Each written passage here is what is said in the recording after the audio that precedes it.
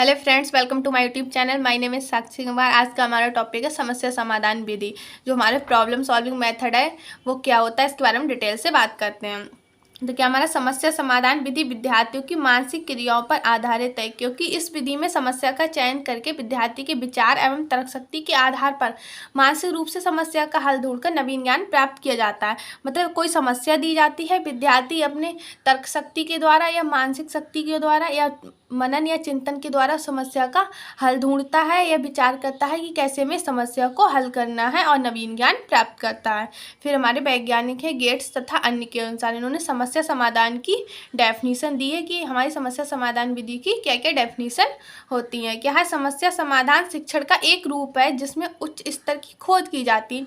इन्होंने कहा जो हमारा समस्या समाधान है वो क्या है, शिक्षण का एक रूप जिसमें उच्च स्तर की खोज की जाती है। दूसरी डेफिनेशन हमारी दी है स्किनर ने। इन्होंने बताया है समस्या समाधान एक ऐसी रूपरेखा है जिसमें सृजनात्मकता, चिंतन तथा तर्क दोनों सम्मिलित होते हैं। इसमें सृजनात्मकता, चिंतन तथा तर्क। जो गेट्स है उन्होंने कहा समस्या हमारा क्या है, शिक्षण का एक रूप है जिसमें उचित स्तर की खोज की जाती है। और जो स्किनर है उन्होंने कहा समस्या समाधान एक ऐसी रूपरेखा है जिसमें सृजनात्मकता, चिंतन तथा तर्क दोनों होते हैं। अब बात करते हैं समस्या आखिर होती क्या है। तो वास्तव में समस्या उस परिस्थिति को कहते हैं जिसके लिए मनुष्य के पास पहले से कोई तैयार हल नहीं हो। मतलब आपको एक समस्या दे दी जा रही है और उसको सॉल्व करने के लिए आपके पास कोई हल नहीं है, तो क्या होगी, वह समस्या कहलाएगी।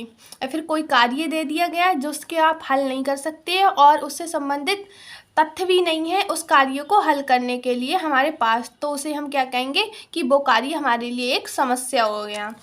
अब नेक्स्ट पेज पे देखते हैं हम हमारा ऐसी परिस्थिति में मनुष्य स्वयं उसका समाधान करने के लिए जो साधन जुटाने पड़ते हैं, बहुत सी बातों के बारे में सोचना पड़ता है। अब हमको समस्या मिल गई तो ऐसी परिस्थिति में क्या होगा, मनुष्य स्वयं बहुत सारे साधन जुटाएगा और बहुत अपनी तर्क शक्ति या मानसिक शक्ति द्वारा सोचेगा और उस समस्या को सॉल्व करने की कोशिश करेगा। अब बात करते हैं समस्या समाधान विधि में बालक के पाठ्यक्रम इस प्रकार संगठित किया जाता है कि बालक के सामने एक वास्तविक समस्या उत्पन्न हो सके। मतलब जो प्रॉब्लम सॉल्विंग मेथड है इसमें हमारा पाठ्यक्रम भी इस प्रकार बनाया जाता है कि उसमें एक वास्तविक समस्या उत्पन्न हो सके बच्चों के सामने, ताकि वो उस समस्या को हल कर सकें। अब जो समस्या समाधान विधि है इसकी विशेषताएं क्या क्या हो सकती हैं। ये हमारी क्या है, लक्ष्य केंद्रित विधि है, सूझबूझ पर आधारित है, आलोचनात्मक है, सृजनात्मक है, चयनात्मक है। मतलब लक्ष्य केंद्रित, लक्ष्य निर्धारित होता है, सूझबूझ के द्वारा हम समस्या को क्या करते हैं, हल करते हैं, सृजनात्मकता क्रिएटिविटी उत्पन्न होती, चयनात्मकता मतलब चयन करते हैं चीज़ों का कि समस्या को किस प्रकार हल करना है। अब बात आती है समस्या समाधान विधि की क्या क्या सोपान है, क्या क्या स्टेप्स हैं। सबसे पहले हम क्या करते हैं, सिलेक्शन ऑफ प्रॉब्लम। मतलब जो हमारी समस्या है उसका क्या करते हैं, सिलेक्शन करते हैं कि हमारी क्या प्रॉब्लम है। फिर collection and organisation of fact recording the problem. जो प्रॉब्लम हमारी उसके तथ्यों को ऑर्गेनाइज करते हैं या फिर इकट्ठा करते हैं। फिर नंबर 3 है हमारे classify and important of problem. Classify the importance of the problem, उस समस्या का महत्व समझते हैं। फिर हमारा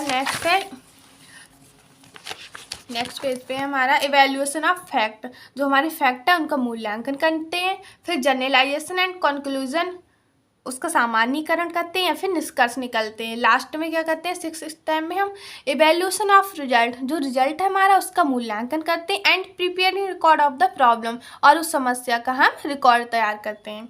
अब समस्या समाधान विधि के हमारे क्या क्या लाभ हो सकते हैं। अगर आपको कोई समस्या दी जा रही है, आप उसको सॉल्व कर रहे हैं, तो आने वाले जीवन में भी बहुत सारी समस्याएं आप उससे संबंधित सॉल्व कर सकते हैं। तो ये पहला हमारा क्या है लाभ, इसका जीवन की समस्याओं को सुलझाने में सहायक है हमारा।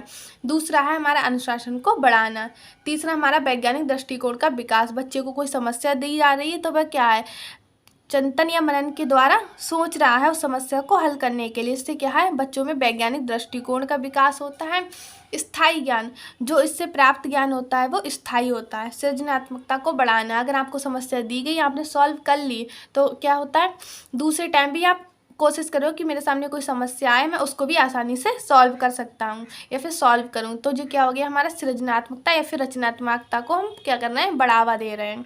फिर है चिंतन एवं मानसिक शक्ति का विकास, जो हमारी सोचने समझने की क्षमता का भी विकास होता है इसके द्वारा। फिर हमारा समस्या समाधान के दोष क्या क्या हो सकते हैं। अधिक समय खर्च होता है। आपको कोई समस्या दे दी, आप सोचने में 1 2 3 4 मंथ भी लग जाते हैं किसी समस्या को सॉल्व करने में, तो ये क्या है, इसमें समय अधिक खर्च होता है। अब सेकंड हमारा क्या, समस्या का चुनाव एक कठिन कार्य है। मतलब आपको समझ में ही नहीं आ रहा है कि समस्या का चुनाव कैसे करना है, तो क्या है, आप उस समस्या को हल ही नहीं कर सकते हो, तो समस्या का चुनाव करना भी एक कठिन कार्य है। फिर है थर्ड, प्राथमिक कक्षाओं के लिए अनुपयोगी। अब आप बताइए 1 से 5th तक के बच्चे क्या समस्या का चुनाव कर सकते हैं, सॉल्व कर सकते हैं? नहीं, तो ये क्या है, प्राथमिक कक्षाओं के लिए अनुपयोगी है। फिर चौथा हमारा संदर्भ सामग्री का अभाव। समस्या को